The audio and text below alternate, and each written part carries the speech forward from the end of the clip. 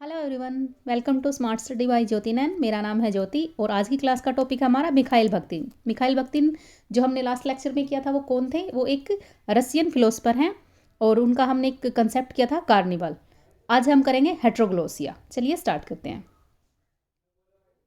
अगर हाँ, एक इम्पॉर्टेंट इन्फॉर्मेशन है, अगर कोई बच्चा मेरे टेलीग्राम ग्रुप से ज्वाइन होना चाहता है तो मैं उसका लिंक डिस्क्रिप्शन में दे दूँगी, आप वहाँ से टेलीग्राम चैनल पर ज्वाइन कर सकते हो।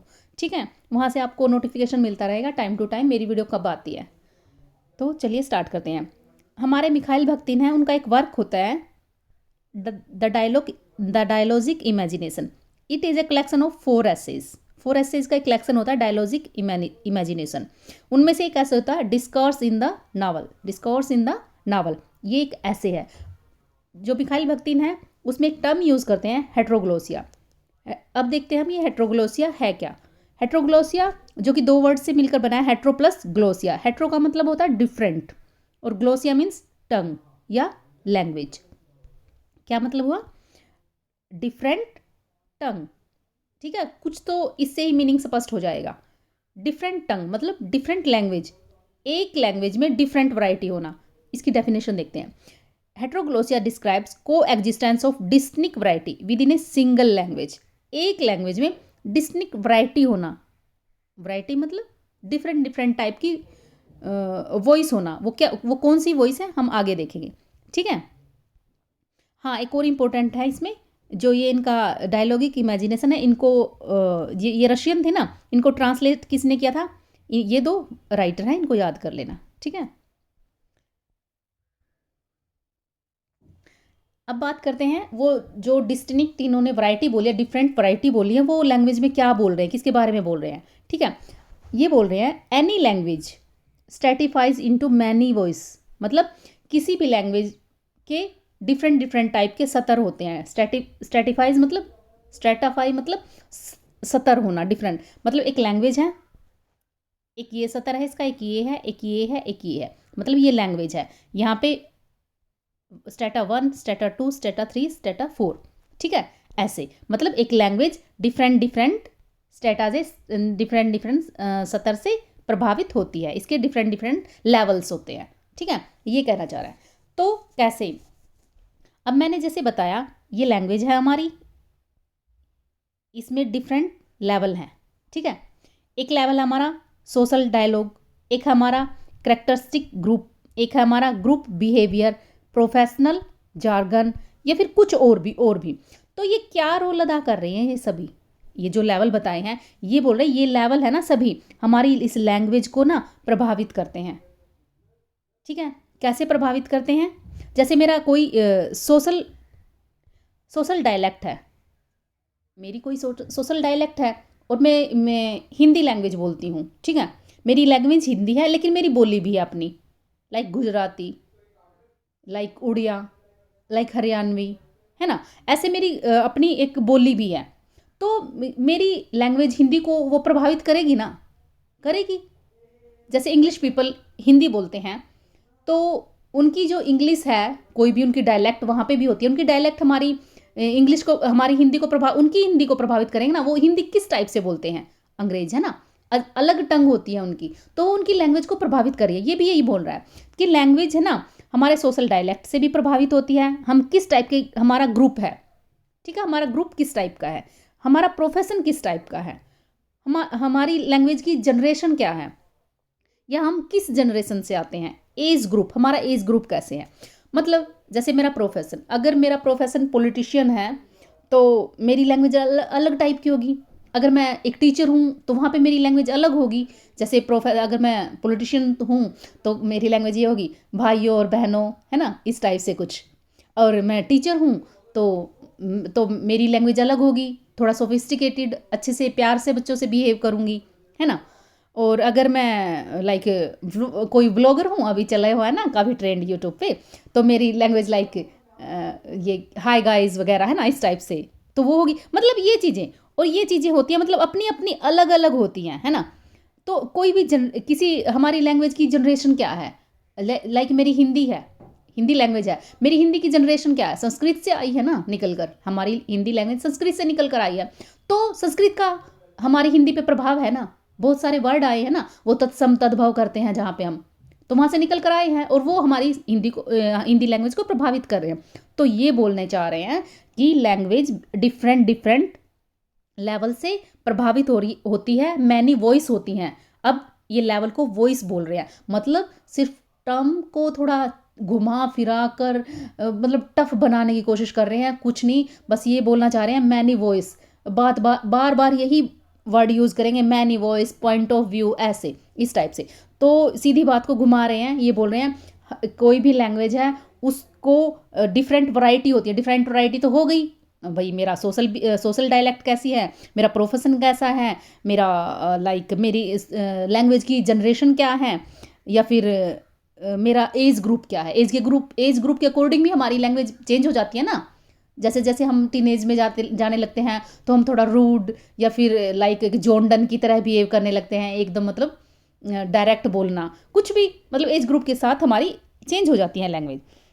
तो ये बोल रहे हैं एक लैंग्वेज में डिफरेंट वॉइस होती हैं, डिफरेंट लेवल होते हैं, और होते हैं जैसे कि इन्होंने प्रूव भी कर दिया। तो फिर ये आगे क्या कहना चाह रहे हैं, तो अब मैं जिस बात की बात कर रही थी भाई, एक लैंग्वेज में डिस्टिंक्ट वैरायटी होती हैं, है ना, आप समझ चुके होगे कैसे डिफरेंट वैरायटी कैसे होती है। हमारा ग्रुप बिहेवियर या कुछ भी हमारी टंग अलग अलग होती है। ये इंपॉर्टेंट क्यों है, क्योंकि क्वेश्चन यहीं से बनता है। एक तो ये बनता है ये किस ऐसे से लिया गया, किसकी टर्म है, या फिर यहाँ से बनता है भाई, यहाँ से क्वेश्चन बनता है। डेफिनेशन आपको की टर्म्स याद रखनी है।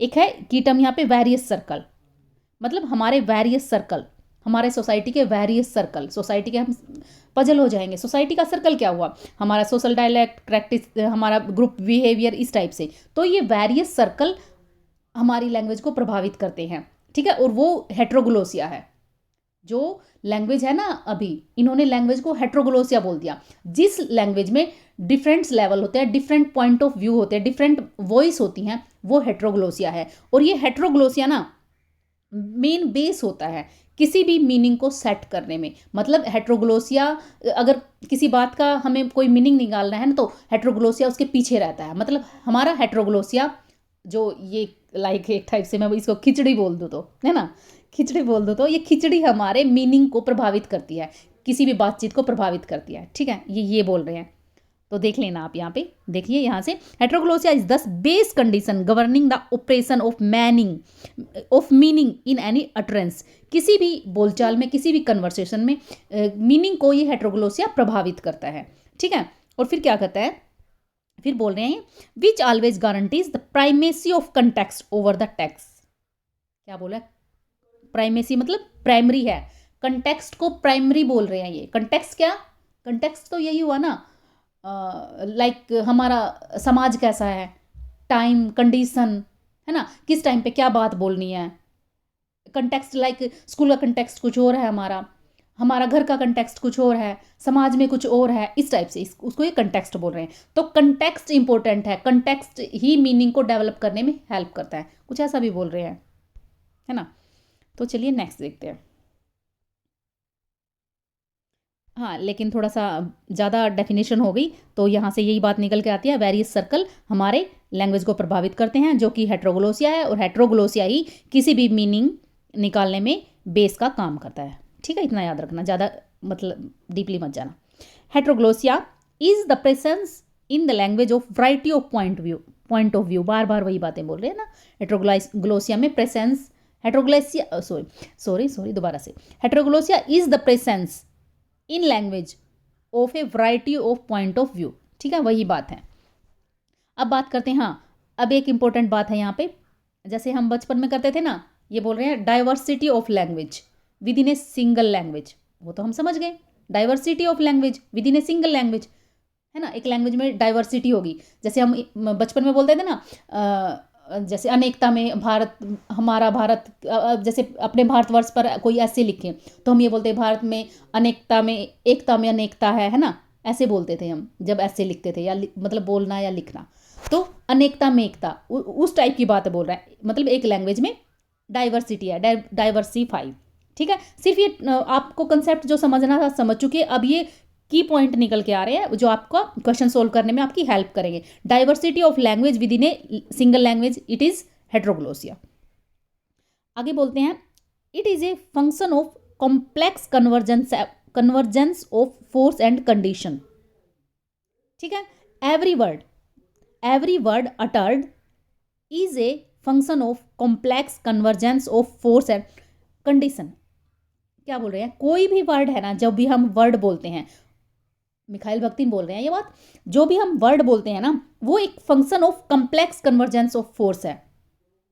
मैंने कोई वर्ड बोला तो उसका जो मीनिंग निकालोगे ना, आप पे डिपेंड करता है कि आपकी कंडीशन क्या है, आप सैड हो, आप हैप्पी हो, कैसे हो।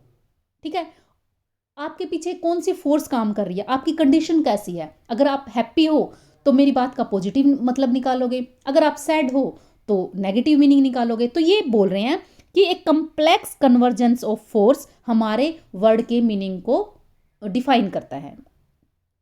ठीक है, हमारा वर्ड का मीनिंग किस पे डिपेंड होता है, हमारी जो पीछे कंडीशन है, मतलब एक टाइप से दोबारा से फिर कंटेक्स्ट के बारे में बात कर रहा है ये। ठीक है, इंपॉर्टेंट क्या है, ये की टर्म्स, एक कॉम्प्लेक्स कन्वर्जेंस ऑफ फोर्स। एक कॉम्प्लेक्स कन्वर्जेंस ही तो होता है, इतनी चीज़ें मिलकर प्रभावित करती हैं मीनिंग को, है ना। हमें पता ही नहीं होता, जैसे बोलते हैं ना, मैंने तो कुछ और बोला था, इन्होंने मीनिंग कुछ और निकाल लिया, मैंने तो सीधी सी बात बोली थी। लाइक पीके मूवी में आता है एक एग्जाम्पल, वो बोलते हैं जैसे आमिर खान हमारे, अच्छा अच्छा अच्छा, है ना, इस वर्ड को ध्यान से समझो आप।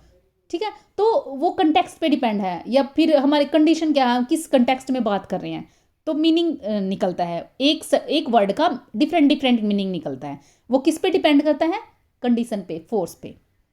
ठीक है, तो चलिए नेक्स्ट, अब बात करते हैं दूसरी टर्म, हमारा हेट्रोग्लोसिया यहाँ पे कंप्लीट। थोड़ी सी बात, छोटी सी बात याद रखनी है, जो लास्ट में मैं बताऊंगी लेक्चर के एंड में, है ना। प्रॉब्लम्स ऑफ दोस्तोवस्की, एक अनदर वर्क है इनका, प्रॉब्लम्स ऑफ दोस्तोवस्कीज पोएटिक्स। उसमें इंपॉर्टेंट टर्म लेके आते हैं पॉलीफनी। ठीक है, पॉलीफनी है कि ये म्यूजिकल टर्म है, वैसे तो वहां से इन्होंने उठाया इसको। इसमें क्या बोलते हैं, it is A feature of narrative, ये नैरेटिव की फीचर है, मतलब एक टेक्स्ट की, which include diversity of point of view. उसमें हेट्रोग्लोसिया में वो लैंग्वेज की बात कर रहे थे, भाई डिफरेंट सर्कल्स, वेरियस सर्कल्स हमारी लैंग्वेज को प्रभावित कर रहे हैं। अब बोल रहे हैं नैरेटिव, एक टेक्स्ट को, हमारी स्टोरी को, डिफरेंट पॉइंट ऑफ व्यू और वॉइस वो इंक्लूड है, उसको ये पॉलीफोनी बोल रहे हैं। मतलब दोबारा से समझो, अगर कोई नैरेटिव है, कोई टेक्स्ट है, उसमें डिफरेंट पॉइंट ऑफ व्यू है, डिफरेंट वॉइस हैं, तो वो क्या है, एक पॉलीफोनी है। उस टेक्स्ट को ये पॉलीफोनी बोल रहे हैं। ठीक है, ये हमारी नैरेटिव है, इसमें डिफरेंट पॉइंट ऑफ व्यू हैं, तो इसको हम क्या बोलेंगे, नैरेटिव को पॉलीफोनी बोलेंगे, है ना। अब बात करते हैं एक मोनोलॉजिकल नॉवल। दोबारा से बताती हूँ, ये तो हमारी पॉलीफोनी, ये हमारा मोनोलॉजिकल नॉवल। इसमें बात करते हैं सिर्फ यहाँ पे अथर की आइडियोलॉजी डोमिनेटेड होती है। इसमें तो डिफरेंट पॉइंट ऑफ व्यू हो गए, है ना, लेकिन इसमें जो अथर होते हैं ना, वो सिंगल है, वो जो सोच रहे हैं, वो जो इनकी आइडियोलॉजी है, वो जो उनका पर्पज है, वही हम उस नोवेल में दिखता है। वो अथॉरिटी होते हैं वहाँ पे। मतलब सीधी सी बात समझो, मैं कोई वर्क लिख रही हूँ, जो मैं चाहती हूँ उस वर्क में वही होगा, और उसका एंडिंग भी वही होगी, ये बात है। लेकिन पॉलीफोनी में क्या होता है, ओपन एंडेड होती है लास्ट में story, different point of view होते हैं, कोई कुछ भी मतलब निकाल सकता है। ठीक है, ये बात है, बस और कुछ नहीं है। ये सेंटेंस देख लेते हैं, Dostoevsky is radically different way of ये तो वही मोनोलॉजी के बारे में बात कर रहे हैं। अभी एक और टर्म आती है डायलॉजिज्म, ये भी यही है। डायलॉजिज्म मतलब डिफरेंट लेवल्स होना, डिफरेंट वॉइस होना, डिफरेंट पर्सपेक्टिव होना, है ना, यही है। मीनिंग इज, अभी ये मीनिंग की बात कर रहे हैं ना, हेट्रोग्लोसिया में लैंग्वेज की, फिर हमारा पॉलीफनी में नैरेटिव की, डायलॉजिज्म में मीनिंग की। Meaning is created through interaction of multiple voice and perspective.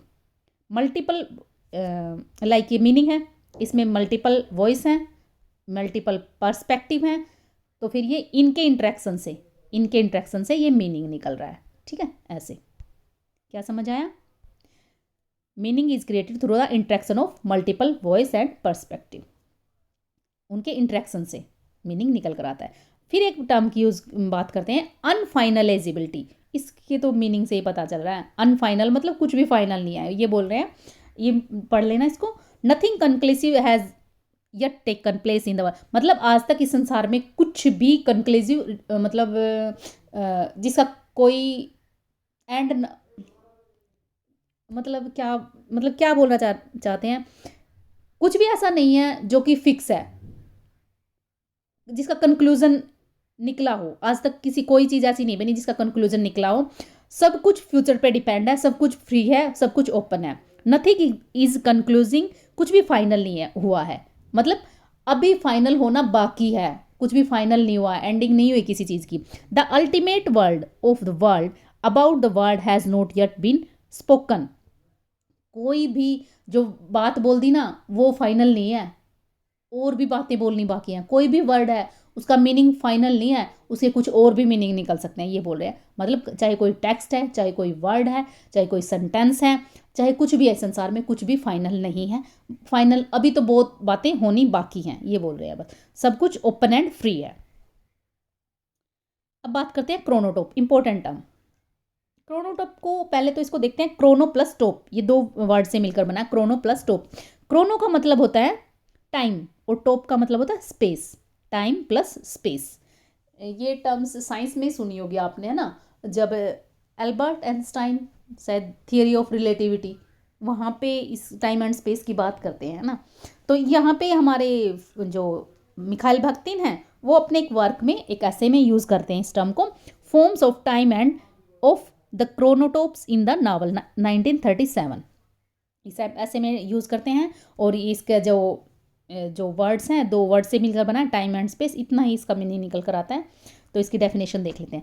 एक concept that refers to interaction of time and space in literature, film and other form of representation, मतलब किसी भी मूवी में, किसी भी लिटरेचर में, किसी भी फॉर्म ऑफ रिप्रेजेंट, जिसके थ्रू हम अपनी कोई रिप्रेजेंटेशन करते हैं, मतलब जिसके थ्रू हम अपनी बात कहते हैं, अपना पॉइंट ऑफ व्यू रखते हैं, तो उसमें टाइम और स्पेस का क्या इंटरेक्शन होता है, इनका क्या रोल अदा करते हैं, ये उसके बारे में बात करें। क्रोनोटोप क्या है, ठीक है, बस आपको यही याद रखना, क्रोनोटोप का मतलब क्या है, टाइम एंड स्पेस, इनके इंटरेक्शन कैसे किसी फिल्म में, जो मूवी है, कोई लिटरेचर है, वो कैसे इसको प्रभावित करते हैं।